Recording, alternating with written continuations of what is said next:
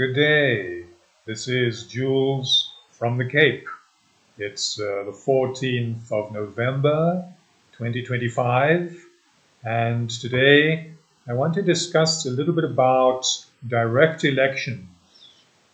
And for example, right now, from a political point of view, from a grassroots point of view, if we look at our condition as a country, South Africa, we can see clearly that service delivery has not been ideal.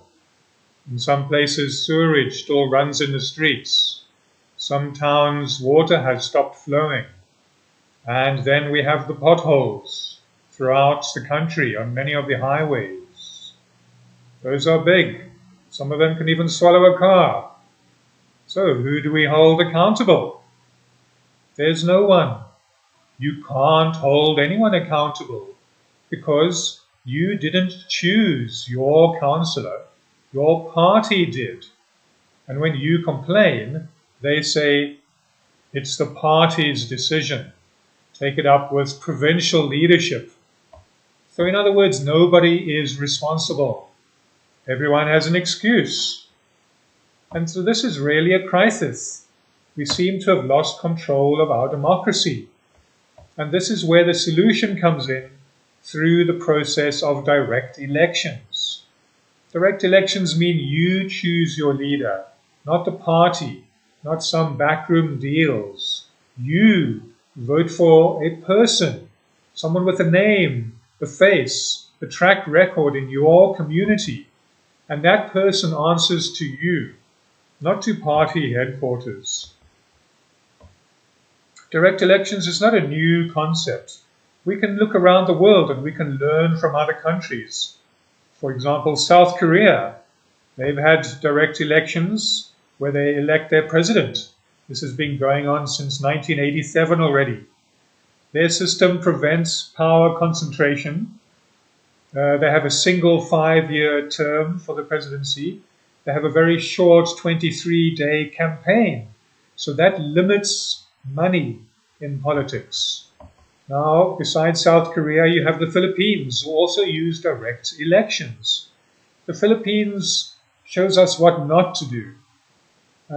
Their system is a winner-take-all system, and if you think back a few years ago, you will remember President Duterte from the Philippines was a rather controversial character. He won with only 39% of the vote.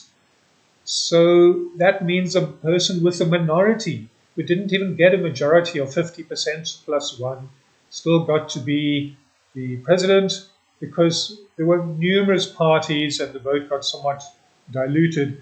So we can learn from that system that direct elections might work, but it needs to be adapted and refined in certain ways. The other problem with the Philippines is they have this dynasty politics, where dynasties and famous families stay in power, where there's a lot of vote buying, which plagues the democracy because there aren't enough safeguards. We simply need to apply guardrails and safeguards to facilitate proper direct elections. And thirdly, besides those two countries, South Korea and Philippines, we can also look at France. Now, France has a very interesting direct elections model. They seem to have an interesting system we could learn from. There you have a 2-round system, which ensures that the winners have a real majority. In the first round, numerous parties can all participate, and it is said in France that there you vote with your heart. And whoever gets the most votes and the second most votes out of the first round goes through to the second round. The top 2 vote winners then contest the second round, where you now vote with your head. So already over 80 countries around the world are using this model of direct elections. We can see from these previous 3 that by taking the best out of all of them and avoiding the pitfalls that they experienced, we can fine-tune the process for our system here in South Africa. The South African model, in other words, will be better than the previous models, and it will be custom-made just for ourselves. In this way, direct elections can actually work. We'll take the best from those other models. From South Korea, we'll use short campaigns, spending caps, no more than a certain amount per candidate. In that sense, the ideas will become more important than the money. From the Philippines model, we can have two-round voting with this two-round system where you need 50% plus one to win. There needs to be mandatory financial disclosure, no corporate donations, and criminal consequences for vote buying. All of these things we can learn from the Philippines model, and where direct elections may have sometimes gone wrong. From the French model, we can also add the fact that if nobody gets 50% in round one, then you go to round two and you have a runoff. And there, the winner has a genuine mandate, because out of the two final contestants, one will obviously get 50% plus one or more and become the majority to take the seat ultimately. So that's what we'll do in our system. We'll have some innovation where the community primaries are available. Anyone, any ward resident can vote or choose candidates. No party membership is required. There needs to be binding accountability pledges, of course, like, for example, monthly meetings, participatory budgeting, community oversight committees, recall mechanisms. Say if 60% of the people lose confidence, they can vote the person out and demand a re-election. And this is where things really change. It actually changes everything because it provides personal accountability. There's no hiding behind party discipline. If the water isn't fixed in your municipality, you go and you speak to that one person who you can hold accountable, the person that you voted for in this direct election. It also provides community power because you decide what gets fixed, where the funds get channeled in that particular ward. If you want to fix potholes or if you want to build a community center, it's not decided by a bureaucrat somewhere far away who's never visited your municipality. So that's the whole point here. You can also fight corruption because when everything is transparent, you have open primaries, published finances, monthly public meetings, then corruption has nowhere to hide.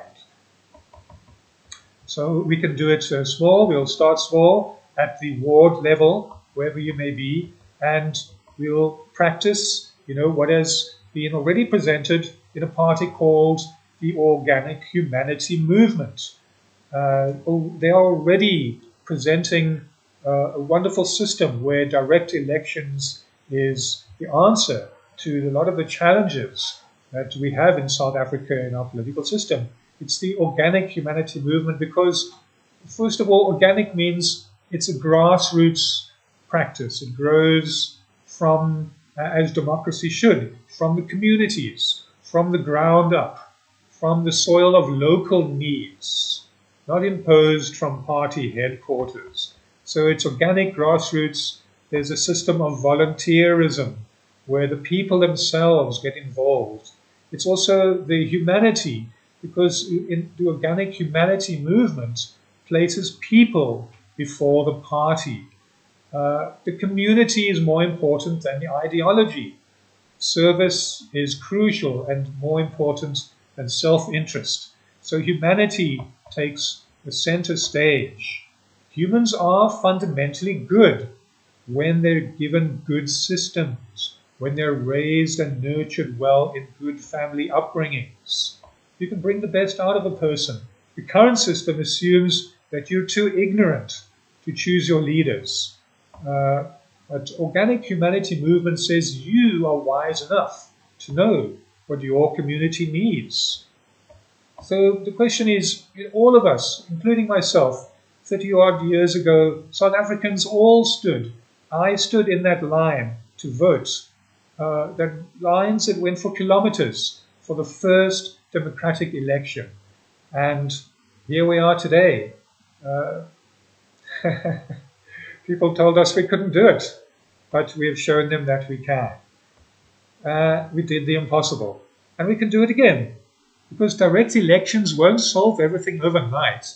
but they are a foundation for rebuilding trust. It's a tool for restoring accountability. It's a path forward in democracy that actually serves the people. So we have to ask these questions. Are you ready to take back control of your democracy? Are you ready to hold your leaders directly accountable? Are you ready to participate, not just to vote? And if so, then this is the time to grasp this opportunity by using direct elections. The power belongs to the people, so it's time we took that power back. Thank you. Thank you very much. Baie dankie. Siyabonga.